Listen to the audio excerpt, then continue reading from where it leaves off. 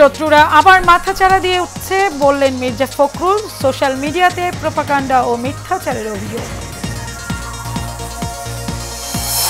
অনৈক্যের জন্য বিএনপি জামায়াত সমানভাবে দায়ী, অভিযোগ নাহিদ ইসলামের। শাপলাকলি প্রতীকেই নির্বাচনে যাবে এনসিপি। মানবতা বিরোধী অপরাধে ইনু হানিফ সহ 4 জনের বিচার শুরু, পলাতকদের বিরুদ্ধে গ্রেপ্তারি পরোয়ানা জারি।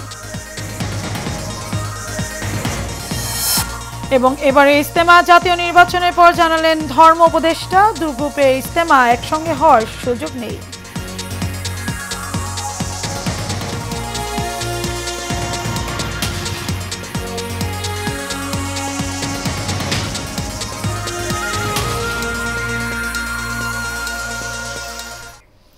স্বাগত এশিয়ান প্রাইম নিউজে, আপনাদের সাথে আছে আমি মারিয়ামিকো। এতক্ষণ শুনছিলেন বিআরবি কেবল ইন্ডাস্ট্রিজ লিমিটেড সংবাদ শিরোনাম। চলে যাব পুরো সংবাদে। বাংলাদেশের শত্রুরা আবার মাথাচাড়া দিয়ে উঠেছে বলে মন্তব্য করেছেন বিএনপির মহাসচিব মির্জা ফখরুল ইসলাম আলমগীর। পল্টনে বিএনপির কেন্দ্রীয় কার্যালয়ে 7 নভেম্বর সিপাহী জনতার বিপ্লব উপলক্ষে আয়োজিত এক আলোচনা সভায় এসব কথা বলেন। মির্জা ফখরুল বলেন, শেখ মুজিবুর রহমানের নেতৃত্বে দেশে প্রতিষ্ঠিত হয়েছিল একদলীয় শাসন ব্যবস্থা বাকশাল। সেই সময় বাংলাদেশে প্রশাসনিক ব্যর্থতা, দুর্নীতি ও অপশাসনের কারণে 1974 সালে ঘটে ভয়াবহ দুর্ভিক্ষ, যেখানে লাখ লাখ মানুষ না খেতে পেয়ে মারা যায়। মির্জা ফখরুল বলেন, 7 নভেম্বর রাজনৈতিক ও জাতীয় জীবনে অত্যন্ত গুরুত্বপূর্ণ একটি দিন, কারণ এর মধ্য দিয়েই জেগে ওঠে জাতির চেতনা।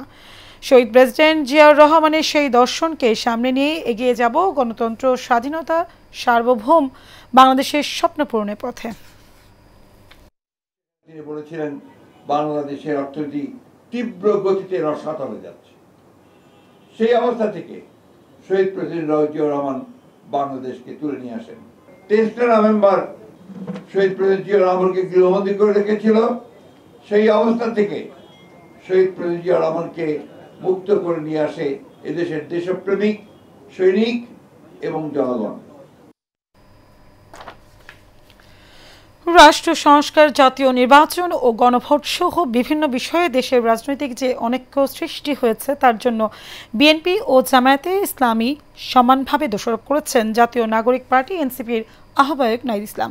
তিনি দাবি করেন, এক দল সংস্কারকে ভেস্তে দিচ্ছে, আরেক দল নির্বাচনকে পেছানোর চেষ্টা করছে।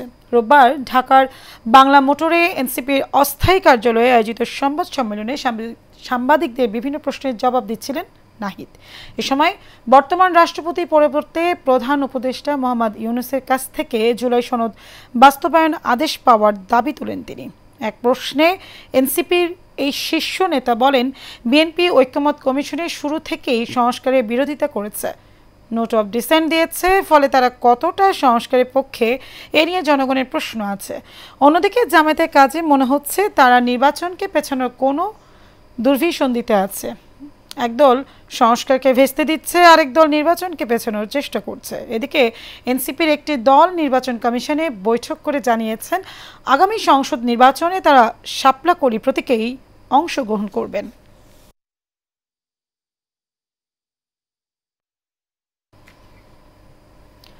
কয়েকটি রাজনৈতিক দলের মন চুগিয়ে চলতে গিয়ে প্রধান উপদেষ্টা দেশকে অনিশ্চিত গন্তব্যের দিকে ঠেলে দিয়েছেন বলে অভিযোগ করেছেন এবি পার্টির চেয়ারম্যান মুজিবুর রহমান মঞ্জু।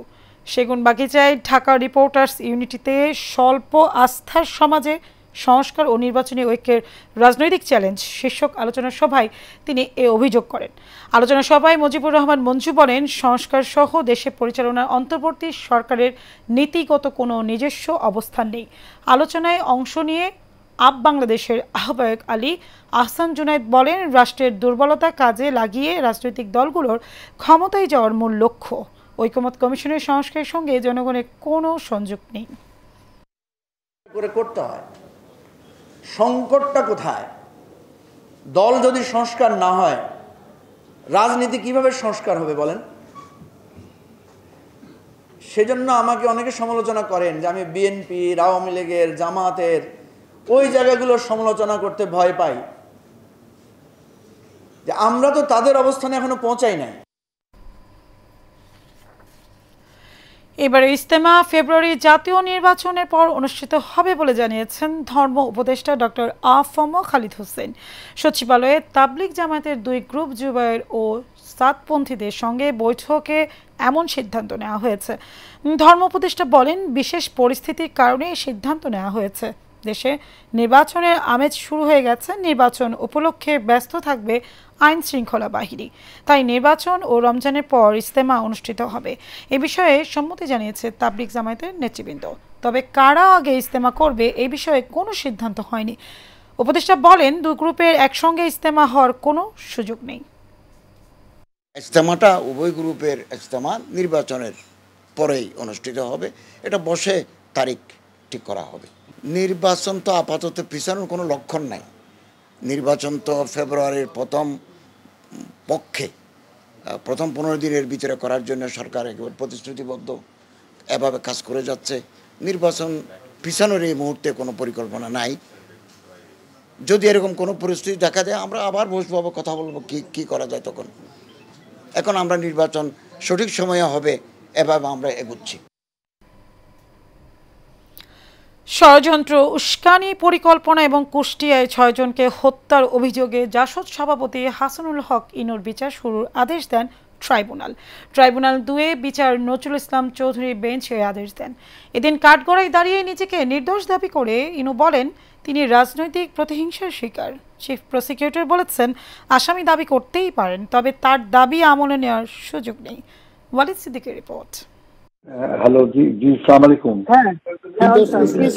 ইনু বলছিলাম। না, আপনি একটা কথা, আমি মনে করি যে আপনার পদক্ষেপটা সঠিকই হয়েছে। এখন পর্যন্ত যা রিপোর্ট বাংলাদেশে পাচ্ছি আর কি, আপনি এই ক্লিয়ারে জামাত শিবিরের আবার মেরুদণ্ডটা ভেঙে দেন ঢাকা শহরে একেবারে এক্সপোজ হয়েছে আর কি। একটু দেখেন, আর আমি বাদ বাকি আমাকে যেটা বলবেন আমি ইনশাল্লাহ করবো। না, ওই তালিকাগুলি একটু করায় ফেলান। আর জুলাই আন্দোলন চলাকালে আন্দোলন দমনে শেখ হাসিনাকে পরামর্শ দিতে শোনা যায় হাসানুল হক ইনুকে কিভাবে দমনপীড়ন চালানো যায়, জামাত শিবিরকে কিভাবে নিশ্চিহ্ন করা যায় এবং কুষ্টিয়ায় কিভাবে আন্দোলন দমন করা হয়েছে, এসব বিষয় উঠে আসে শেখ হাসিনার সঙ্গে ফোনালাপে। ওইটা একটু হোমওয়ার্ক করতে বলেন, করে অ্যারেস্ট করে ফেলতে বলেন। আজকে রোববার ষড়যন্ত্র, উস্কানি, পরিকল্পনা ও কুষ্টিয়ায় 6 জনকে হত্যার অভিযোগে জাসদ সভাপতি হাসানুল হক ইনুর বিচার শুরুর আদেশ দেন ট্রাইব্যুনাল 2। একই ট্রাইব্যুনাল কুষ্টিয়ায় আরেক মামলার 3টি অভিযোগে মাহবুবুল আলম হানিফ সহ আওয়ামী লীগের 4 নেতার বিচার শুরুর আদেশ দেন। মাহবুবুল আলম হানিফ, যিনি আওয়ামী লীগের অন্যতম একজন নেতা, এবং তার সহ কুষ্টিয়া আওয়ামী লীগের আরও 3 জন নেতা সহ মোট 4 জনের বিরুদ্ধে আরও একটি মামলায় অভিযোগ গঠন হয়েছে এবং সেটার বিচারের জন্য 25শে নভেম্বর সাক্ষ্য গ্রহণের জন্য দিন ধার্য করা হয়েছে। এদিন কাঠগড়ায় দাঁড়িয়ে নিজেকে নির্দোষ দাবি করে ইনু বলেন তিনি রাজনৈতিক প্রতিহিংসার শিকার। আদালতকে 2-1টা কথা বলেছেন, তারপর উনি জোর গলায় বলেছেন যে উনি সম্পূর্ণরূপে নির্দোষ। উনি বলছেন মামলাটি উদ্দেশ্য প্রণোদিত এবং রাজনৈতিক আক্রোশের উনি শিকার। চিফ প্রসিকিউটর বলেন আসামি দাবি করতেই পারেন, তবে তার দাবি আমলে নেয়ার সুযোগ নেই। সাক্ষ্য প্রমাণের মাধ্যমেই তাকে প্রমাণ করতে হবে তিনি নির্দোষ, আর প্রসিকিউশন প্রমাণের চেষ্টা করবে তিনি দোষী। এই প্রশ্নের জবাবে তিনি একটা জবাবই শুধু দিতে পারবেন, সেটা হচ্ছে উনি দোষী না নির্দোষ। এর বাইরে তিনি যে সমস্ত বক্তব্য দিয়েছেন এগুলো আমলে নেওয়ার কোনো সুযোগ নেই। এদিন ট্রাইব্যুনাল 1-এ চাঙ্কারপুলে 6 জনকে হত্যার ঘটনায় মানবতা বিরোধী অপরাধের মামলার 13তম দিনের সাক্ষ্য গ্রহণ হয়। Walid Siddiqui, Asian television, Dhaka.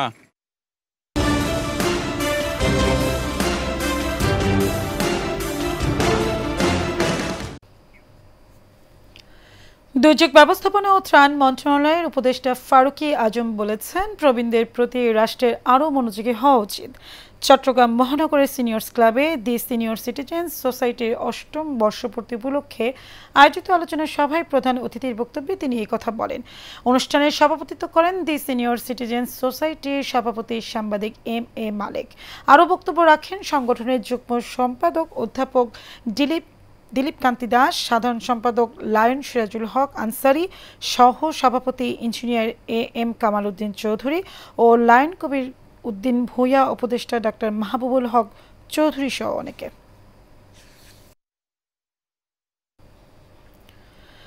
যুবদলের ৪৭তম প্রতিষ্ঠা বার্ষিকী উপলক্ষে নারায়ণগঞ্জের রূপগঞ্জে শোভাযাত্রায় হাজারো নেতাকর্মী ও জনতার ঢল নামে। ঢাকা সিলেট মহাসড়কের রূপগঞ্জের ভুলতা গাউসিয়া এলাকায় এই শোভাযাত্রা বের করা হয়। এতে নেতৃত্ব দেন উপজেলা যুবদলের ভারপ্রাপ্ত সভাপতি আমিনুল ইসলাম প্রিন্স, সাধারণ সম্পাদক বাবুল হাসান, তারাবো পৌর যুবদলের আহ্বায়ক আফজাল কবির, কাঞ্চন পৌর যুবদলের আহ্বায়ক মফিকুল ইসলাম খান, গোলাকান্দাইল ইউনিয়ন যুবদল সভাপতি ইয়াসিন মিয়া সহ অনেকে।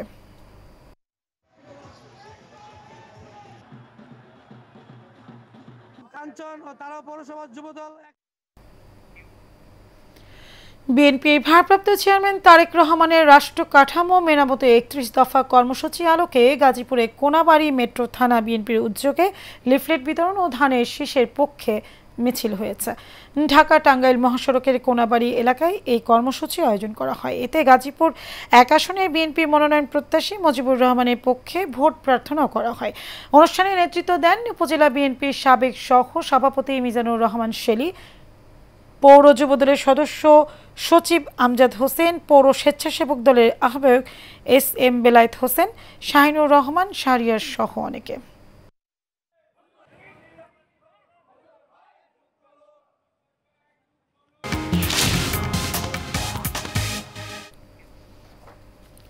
আন্তর্জাতিক প্রসঙ্গ। পশ্চিম আফ্রিকার দেশ নাইজেরিয়ায় খ্রিস্টানদের হত্যার অভিযোগ তুলে দেশটিতে সামরিক অভিযান চালানোর হুমকি দিয়েছেন যুক্তরাষ্ট্রের প্রেসিডেন্ট ডোনাল্ড ট্রাম্প। তিনি হুঁশিয়ারি দিয়ে বলেছেন, নাইজেরিয়ার সরকার পদক্ষেপ না নিলে মার্কিন সাহায্য বন্ধের পাশাপাশি দেশটিতে দ্রুত ও নির্মম হামলা চালানো হতে পারে। এই হুমকি দেওয়ার একদিন আগেই নাইজেরিয়ার খ্রিস্টানদের অস্তিত্ব হুমকির মুখে এবং উগ্র ইসলামপন্থীদের হামলায় দেশটিতে হাজার হাজার খ্রিস্টান নিহত হয়েছেন বলে দাবি করেন মার্কিন রিপাবলিকান এই প্রেসিডেন্ট। এক প্রতিবেদনে এই তথ্য জানিয়েছে সংবাদ মাধ্যম আল জাজিরা। নির্বাচন সামনে রেখে ঢাকা ৫ আসনে ধানের শীষে ভোট চেয়ে র্যালি ও গণসংযোগ করেছেন ঢাকা মহানগর দক্ষিণ বিএনপির সাবেক সহসভাপতি ও ৫ আসন বিএনপির মনোনয়ন প্রত্যাশী জয়নাল আবেদীন রতন। শান্তি, সম্প্রীতি ও সাম্যের বাংলাদেশ গড়ব এই স্লোগানের র্যালি ডেমরায় আমুলিয়া মডেল টাউন থেকে বের হয়ে বিভিন্ন সড়ক প্রদক্ষিণ করে। সংক্ষিপ্ত আলোচনা সভায় জয়নাল আবেদীন রতন বলেন, দীর্ঘ রাজনৈতিক জীবনে মানুষের ভাগ্য উন্নয়নে কাজ করছেন তিনি, যা এখনও অব্যাহত আছে। আগামীতে মানুষের পাশে থেকে কাজ করার কথা বলেন তিনি।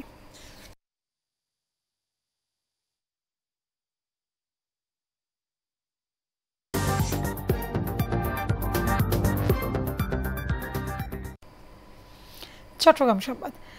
চট্টগ্রামে শাহ আমানত সেতুর টোল আদায় বন্ধে ১৫ দিনব্যাপী গণস্বাক্ষর কর্মসূচি শুরু হয়েছে। জেলা প্রশাসন চত্বরের 0 পয়েন্টে এই কর্মসূচির সূচনা হয়। কর্মসূচি যৌথভাবে আয়োজন করে কর্ণফুলী নাগরিক পরিষদ, চট্টগ্রাম CDA, কর্ণফুলী আবাসিক প্লট মালিক কল্যাণ সমিতি, চট্টগ্রাম এবং Bangladesh human rights foundation Chattogram জেলা শাখা। এতে বক্তব্য রাখেন চট্টগ্রাম জেলা আইনজীবী সমিতির সাবেক সভাপতি অ্যাডভোকেট মোহাম্মদ নাজিম উদ্দিন চৌধুরী, সাবেক PP কফিল উদ্দিন চৌধুরী, CDA কর্ণফুলী আবাসিক প্লট মালিক কল্যাণ সমিতির সিনিয়র সহ সভাপতি জিয়া হাবিব আহসান সহ অনেকে।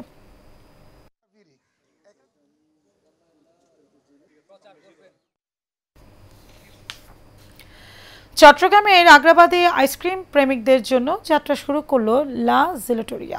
হোটেল আগ্রাবাদের এই নতুন আউটলেটের উদ্বোধন অনুষ্ঠানে সম্পন্ন করেন Italy Bangladesh chamber of commerce and industry president ও হোটেল আগ্রাবাদের DMD মোহাম্মদ ইরাদ আলী। এ সময় উপস্থিত ছিলেন হোটেল আগ্রাবাদের সিনিয়র কর্মকর্তা এবং লা জেলাটোরিয়ার জেনারেল ম্যানেজার এহসানুল কবির সহ অনেকে।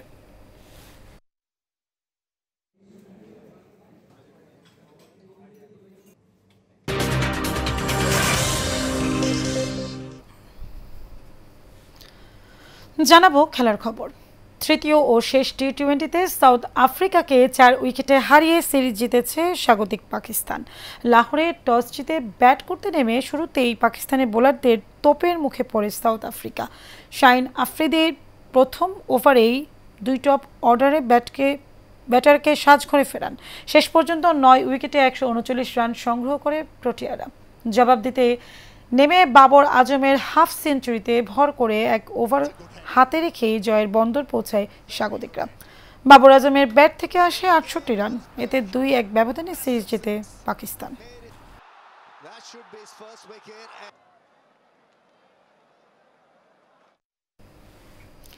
শেষ করবো এশিয়ান প্রাইম নিউজ, তার আগে বিআরবি কেবল ইন্ডাস্ট্রিজ লিমিটেড সংবাদ শিরোনাম জানাবো আরেকবার।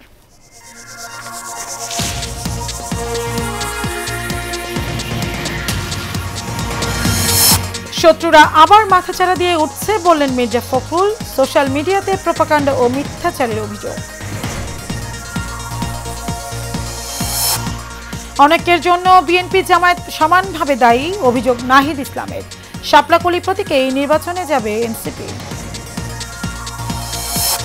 মানবতা বিরোধী অপরাধ ইনু হানিফ সহ ৪ জনের বিচার শুরু, পলাতকদের বিরুদ্ধে গ্রেপ্তারি পরোয়ানা জারি। এবং এবারে ইজতেমা, জাতীয় নির্বাচনের পর জানালেন ধর্ম উপদেষ্টা, ২ গ্রুপের ইজতেমা একসঙ্গে হওয়ার সুযোগ নেই।